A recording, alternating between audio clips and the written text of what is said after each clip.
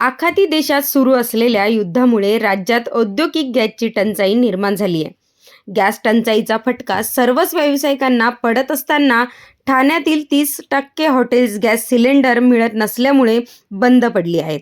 तर 70% हॉटेल बंद पडण्याच्या मार्गावर असताना आय टी क्षेत्रात काम करणाऱ्या हजारो कामगारांना जेवणाचे टिफिन आणि नाश्ता पुरवणाऱ्या ठाण्यातील पाहुणचार या हॉटेल कॅन्टीनला देखील बसलाय.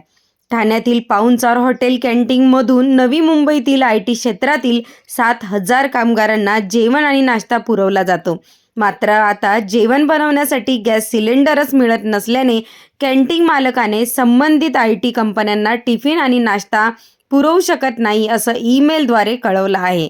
तसंच हॉटेल पाहुणचारमध्ये येणाऱ्या ग्राहकांना देखील हॉटेलमध्ये उपलब्ध असलेलेच खाद्यपदार्थ द्यावे लागत असल्याने ग्राहकांनी देखील हॉटेलकडे पाठ फिरवल्याचे पाहायला मिळते. त्यामुळे या व्यावसायिकांसमोर मोठी चिंता निर्माण झाली आहे. दादा आपलं नाव सांगा. गॅस सिलेंडर मिळत नसल्यामुळे किती हॉटेलचं नुकसान होत आहे?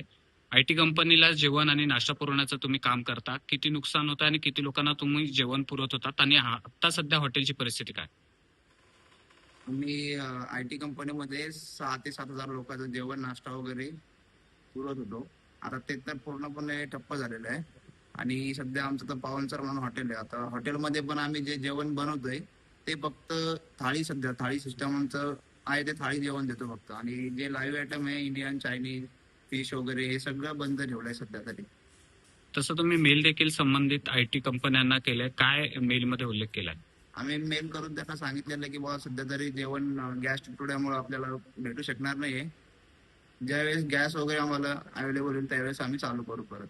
पण जर साठा जर पूर्ण तुम्हाला मिळालेला नाही किंवा त्याच्यावरती काही तोडगा निघाला नाही तर किती नुकसान होऊ शकतं हॉटेलचं आणि किंवा व्यवसायाचं?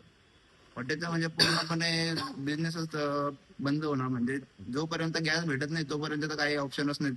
आणि जो स्टाफ वगैरे सगळं आहे तो तर बसूनच राहणार. त्यांना पेमेंट वगैरे पण काय लवकर जर तोडगा नाही निघाला तर त्यांना काय 1 महिना पेमेंट देऊ शकतो. नंतर तर काय त्यांना पण घरी बसावं लागेल. आणि हॉटेल इंडस्ट्री म्हणजे आमचा पण सगळा लॉस सहन करावा लागेल.